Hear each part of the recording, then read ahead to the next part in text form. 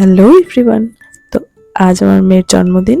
তো রাত 12টায় ছোট্ট করে একটা কেক কাটিং হলো ওর। Happy birthday to you, happy birthday dear Bhumi, happy birthday to you. ওর পাপাই ধরে কেক কাটিং করিয়ে দিয়ে ওকে একটু খাইয়ে দিল, আর তারপর ওর পাপাকেও খাইয়ে দিচ্ছে। আমি শুধু দেখছি আর অবাক হচ্ছি। তারপর আমিও ওকে ছোট্ট একটু কেকের পিস খাইয়ে দিলাম। তো এইভাবেই রাতটা কেটেছে। বাকি সেলিব্রেশনটা পরের দিন। Hello everyone, welcome to my blog channel.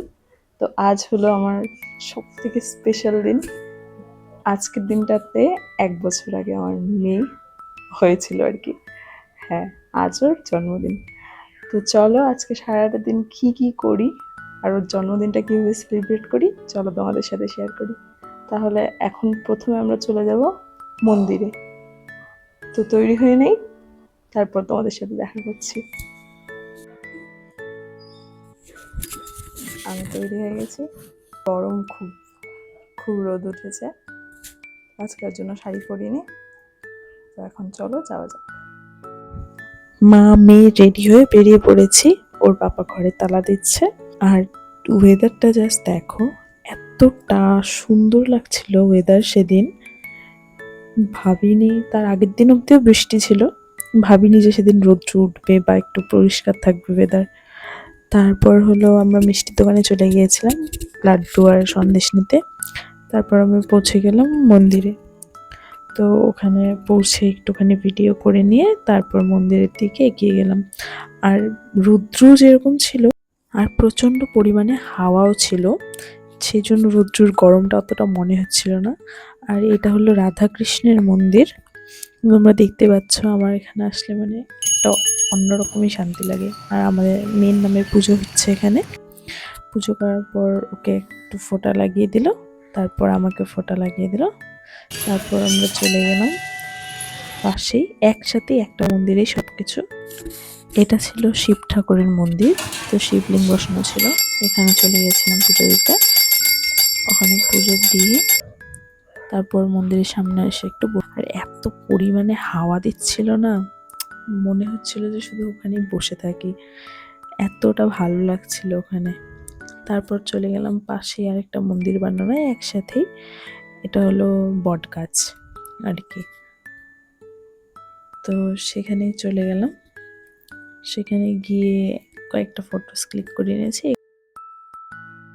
তারপর বাড়ি এসে বেশি কিছু রান্না করতে পারিনি, যেটুকু পেরেছি সেটুকুই রান্না করেছি মেয়ের জন্য। ও তো সেরকম খেতে পারে না এখনো, তো জাস্ট যেটুকু পেরেছি সেটুকু। ওর পাপা ওকে খাইয়ে দিচ্ছে। আর দেখো না ওর খাওয়ার কতটা ইন্টারেস্ট। ও খেতে চায় কিন্তু এখনো সেরকমভাবে খেতে পারে না, সব মুখে দিয়ে শুধু গেলে, সেই জন্য আমি দিই না। ওকে যদি ভাত খেতে দেওয়া হয় ও প্রচণ্ড পরিমাণে খুশি হয়। তো তোমরা ওকে দেখে বুঝতে পারছো। তারপর হলো আমার বড় আন্টি, ভাই, বোনু, মামি, আর মামা সবাই এসে পড়েছিল বার্থডের জন্য। আর এখানে হলো রাতের আয়োজন হচ্ছে বার্থডের। আর এই হলো বার্থডে ডেকোরেশন। কেমন হয়েছে তোমরা অবশ্যই কমেন্টে জানাবে। আর এই হলো বার্থডে গার্ল, আওয়ার প্রিন্সেস। ওর বার্থডের জন্য সব সেট আপ রেডি। এখন হলো ওর বার্থডে কেক কাটিং করব। তো তোমরা কেউ কিছু মনে করো না, কারণ আমি ওকে নিয়ে কেক কাটতে বসেছি, কারণ কেউ সামলাতে পারবে না। আর সেদিন যা প্রচণ্ড গরম পড়েছিল, সেই জন্য কেউ ওকে সামলাতে পারতো না। এই জন্য ওর বাবা বলছে যে তুমি ওকে নিয়ে বসো, তুমি সব সাজিয়ে গুছিয়ে দাও, আমি সব রেডি করে দেব। আমি বললাম ঠিক আছে। আর হ্যাঁ, আমাদের লিটল প্রিন্সেসকে তোমাদের কেমন লাগছে, ওকে কীরকম লাগছে এই ড্রেসটা পরে, অবশ্যই কিন্তু কমেন্টে জানাবে। আর ওর বার্থডের জন্য কেকটা এনেছিলাম রেড ভেলভেট। তো অন্য কেকগুলো অতটা পছন্দ হয়নি। আর ওই যে ওটা বসে আছে, ওটা আমার শাশুড়ি মা। আর শ্বশুরমশাই পরে বসবে, তোমরা দেখতেই পাবে।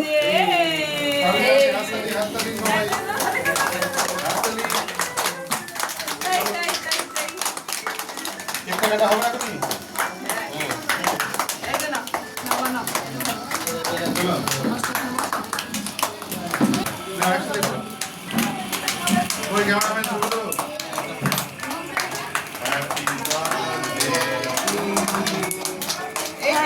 birthday to you. Happy birthday, dear Bhumi. Happy birthday to you.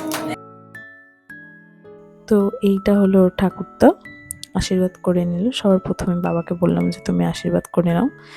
আর দেখো আমার মেয়ে কিন্তু মিষ্টি খেতে চায় না, কিন্তু পায়েস দেখে দেখো কিভাবে হা করে খাচ্ছে, ওর খুব পছন্দ হয়েছে আর কি। আর শ্বশুরমশাই তারপর পায়েস খাইয়ে দিল।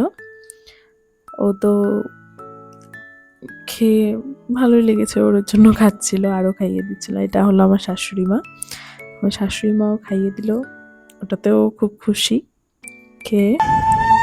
তারপর এটা হলো ওর বম্মা, বম্মাও আশীর্বাদ দিয়ে নিল। তারপর একে একে সবাই আশীর্বাদ করেছে।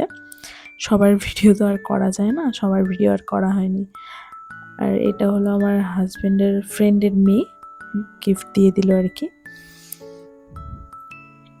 আমার বম্মাও একটু পায়েস খাইয়ে দিয়েছিল। আর এটা হলো আমার এক পিসি, ওর বার্থডেটা যে এত ভালোভাবে সেলিব্রেট করতে পারবো আমি এটা ভাবতে পারিনি।